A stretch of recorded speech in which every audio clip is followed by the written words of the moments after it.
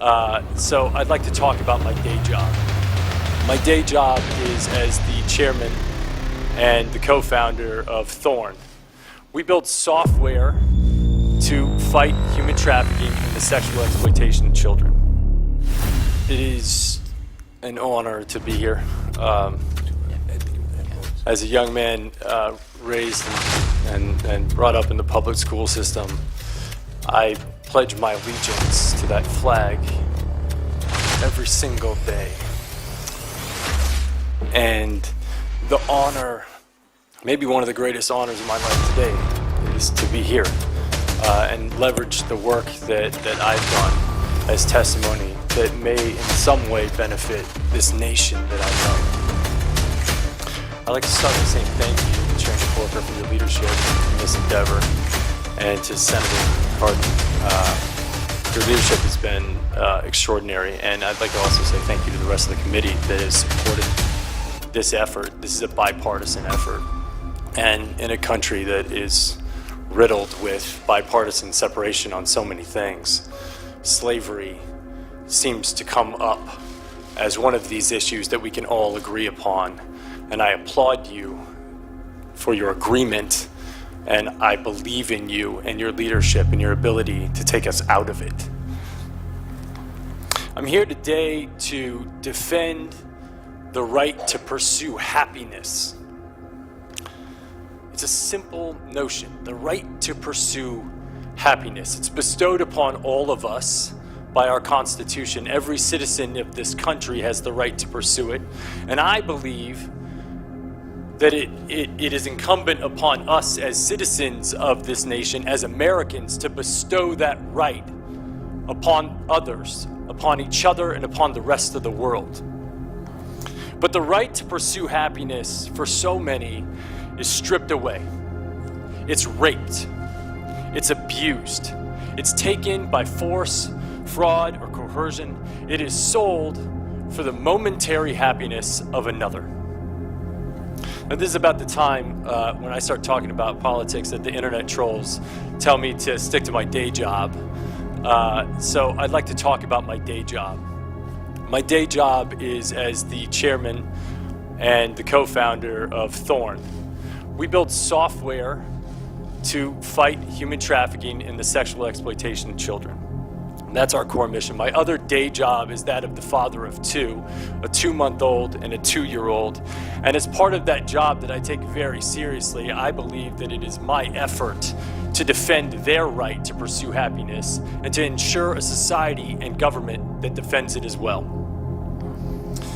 As part of my anti-trafficking work, I've met victims in Russia, I've met victims in India, I've met victims that have been trafficked from Mexico, victims in New York and New Jersey and all across our country. I've been on FBI raids where I've seen things that no person should ever see. I've seen video content of a child that's the same age as mine being raped by an American man that was a sex tourist in Cambodia.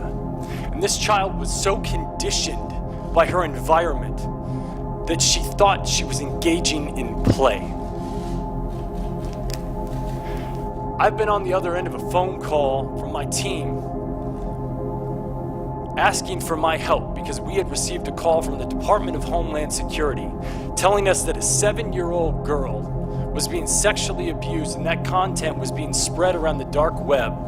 And she had been being abused, and they'd watched her for 3 years, and they could not find the perpetrator, asking us for help. We were the last line of defense. An actor and his foundation were the potential last line of defense. That's my day job, and I'm sticking to it. I'd like to tell you a story about a 15-year-old girl in Oakland. We'll call her Amy. Amy met a man online, started talking to him. A short while later, they met in person. Within hours, Amy was abused, raped, and forced into trafficking. She was sold for sex.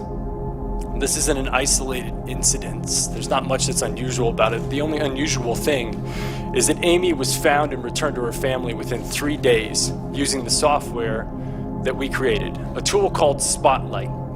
And in an effort to protect its capacity over time, I won't give much detail about what it does, but it's a tool that can be used by law enforcement to prioritize their caseload. It's a neural net. It gets smarter over time, it gets better, and it gets more efficient as people use it. And it's working. In 6 months, with 25% of our users reporting, we've identified over 6,000 trafficking victims, 2,000 of which are minors. This tool is in the hands of 4,000 law enforcement officials in 900 agencies. And we're reducing the investigation time by 60%. This tool is effective, it's efficient, it's nimble, it's better, it's smarter. Now, there's often a misconception about technology that in some way it is the generator of some evil, that it's creating job displacement, and that it enables violence and malice acts. But as an entrepreneur and as a venture capitalist in the technology field, I see technology as simply a tool without will. The will is the user of that technology, and I think it's an important distinction. An airplane is a tool, it's a piece of technology, and under the right hands it's used for mass global transit, and under the wrong hands it can be flown into buildings. Technology can be used to enable slavery, but it can also be used to disable slavery, and that's what we're doing. I alluded to a phone call that we got from the Department of Homeland Security about this girl that was being trafficked on the dark web. Now, it's interesting to note that the dark web was created in the mid-90s. It was a tool that was created by the Naval Research Lab called Tor, a tool with absolute purpose and positive intention for sharing intelligence communications anonymously. It's also been used to help people who are being disenfranchised by their government within political dissent in oppressive regimes. But on the other side, it's used for trafficking, for drug trafficking, for weapons trafficking, and for human trafficking. And it's also the warehouse for some of the most offensive child abuse images in the world. Now, when the Department of Homeland Security called us and asked for our help and asked if we had a tool, I had to say no. And it devastated me. It haunted me.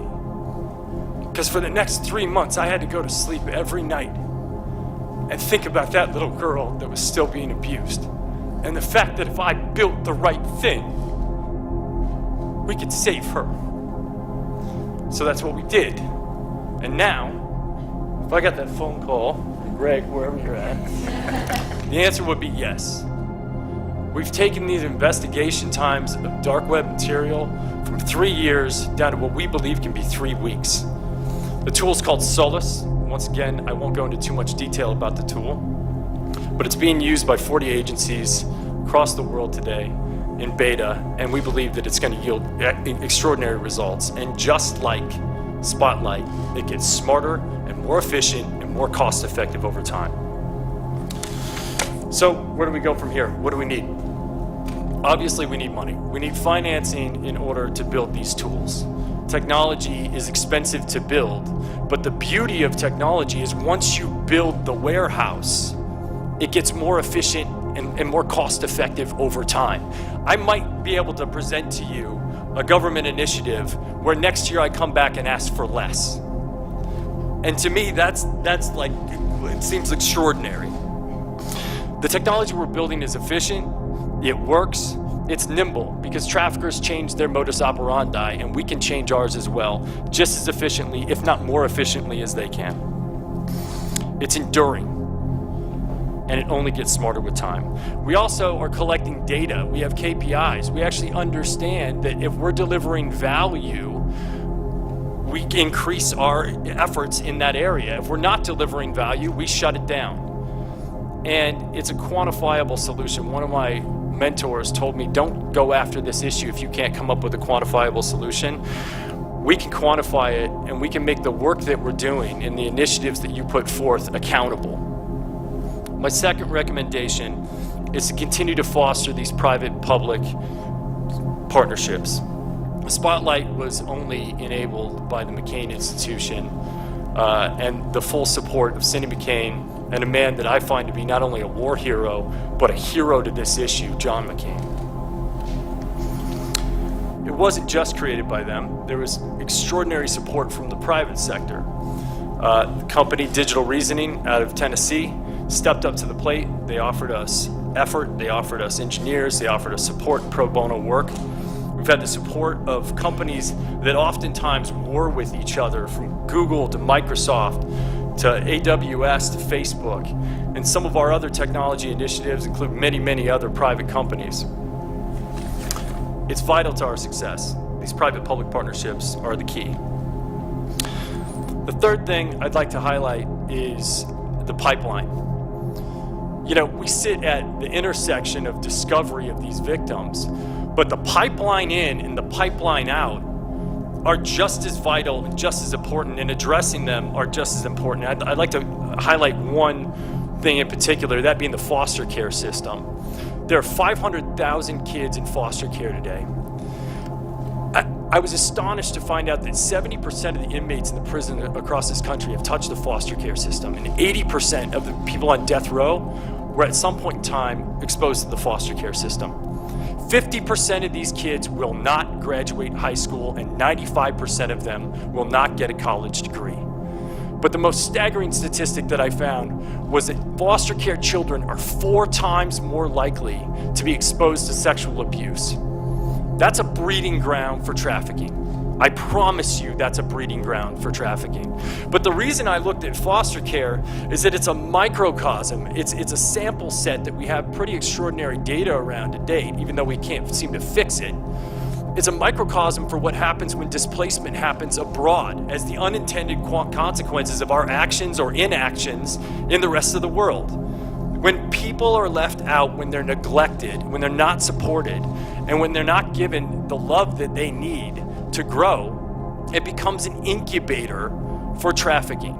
And this refugee crisis, if we want to be serious about ending slavery, we cannot ignore it, and we cannot ignore our support for this issue in that space, because otherwise we're going to deal with it for years to come.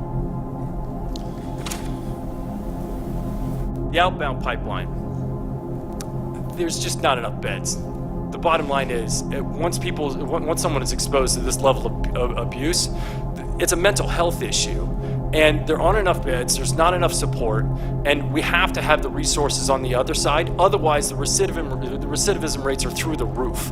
It's astonishing, because when Maslow's hierarchy of needs are not being met, people resort to survival, and if this is their means of survival and the only source of love that they have in their life, that's what they go for. So we have to address the pipeline out, and we have to create support systems on the other end. It's not an entitlement, it's a demand to end slavery. My fourth and final recommendation is the bifurcation of sex trafficking and labor trafficking. They're both aberrations, they're both awful, they're both slavery, and they're both punitive, in fact. But the solution sets are highly differentiated. When you look at sex trafficking, a victim is most often present at the incident of commerce. And this provides an opportunity for drastic intervention. Whereas in labor trafficking, the victims are being hidden behind the manufacturers and the merchandisers. And it requires an entirely different set of legislation and proactivity and enforcement in order to shut it down. Now, there's a lot of rhetoric that's going on in the world right now about job creation in the United States. Well, if we want to create jobs in the United States, I would ask you to consider eliminating slavery from the pipelines of corporations. Because a lot of that slavery is happening abroad. And if we ask those corporations under extreme pressure that if you don't change it, you are going to be penalized. And if you don't clean up that pipeline, it's going to mean trouble. And they're forced with 2 decisions. They can either clean up the pipeline abroad, or they can move the jobs to the United States of America, where they can be regulated and supported. Bringing jobs to America can be the consequence of doing the right thing, or it can be the consequence of doing the wrong thing. But that choice is up to you. Now, it's not lost on me that all of this disruption in our marketplaces is going to have economic backlash. Like, that is not lost on me at all. But I ask you, do you believe that Abraham Lincoln had to consider the economic backlash of shutting down the cotton fields in the South when he shut down slavery? Because I'm sure that weighed on his mind. You know, happiness can be given to no man. It must be earned. It must be earned through generosity and through purpose. But the right to pursue it, is every man's right. And I beg of you that if you give people the right to pursue it, what you may find in return is happiness for yourself. Thank you.